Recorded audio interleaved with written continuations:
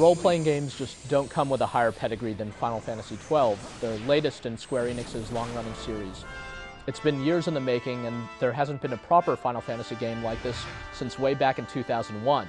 But after all these years, Final Fantasy XII still lives up to the series' very high standards, ironically by shaking up the Final Fantasy formula in some significant ways.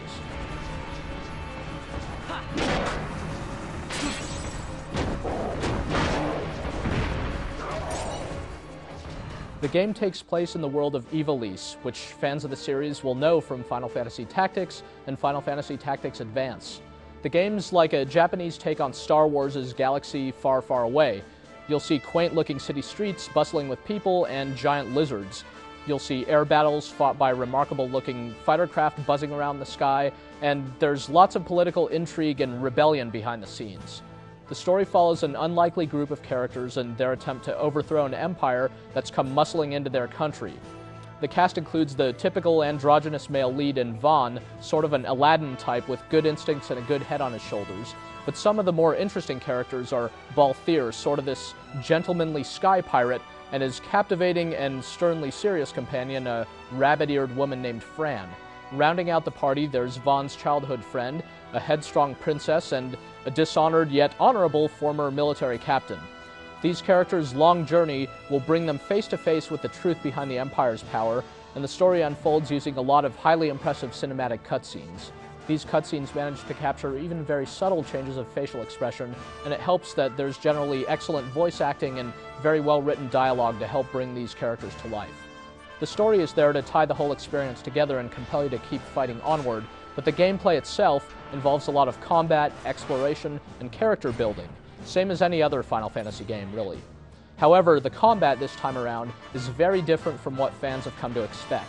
The combat system takes its influence from online role-playing games in that it's all in real time, and it stresses the importance of strategically balancing out your character's skills and abilities. What's more, there are no random encounters this time. All the combat takes place seamlessly within the game's environments.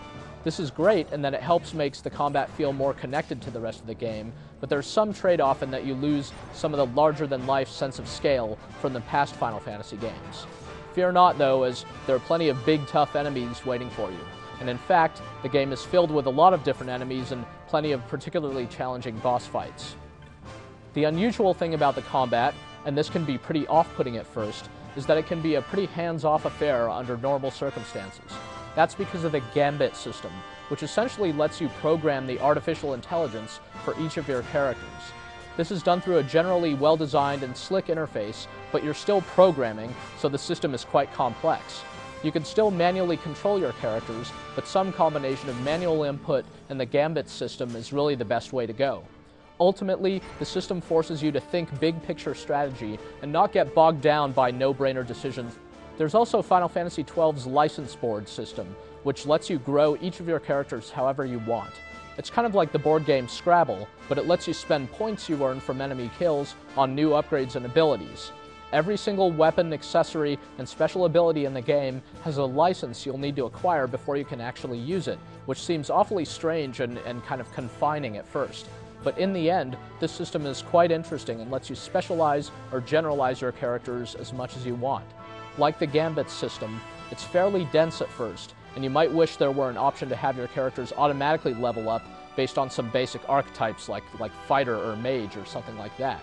As it is, you'll probably wind up spending a lot of time poring over the license board, but the decisions you make here are really quite interesting and help create more incentive around fighting lots and lots of bad guys, since you'll keep earning license points that way.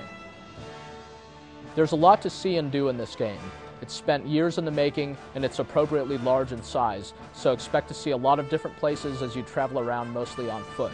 There are lots of towns and dungeon-like environments, plus various side quests to undertake and reasons to come back to the game, even after you've spent the 40 or 50 hours it'll take to get through the quest for the first time. Along the way, you'll see a lot of spectacular visuals and listen to a lot of great music, the sort of stuff Final Fantasy is known for. The game's visual style is really distinct, reminiscent of Square's old game Vagrant Story rather than past Final Fantasy installments.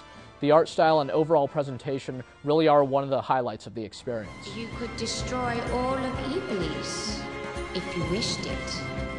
Princess, you You have been chosen.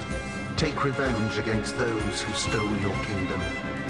Fulfill your role as savior. Destroy them all.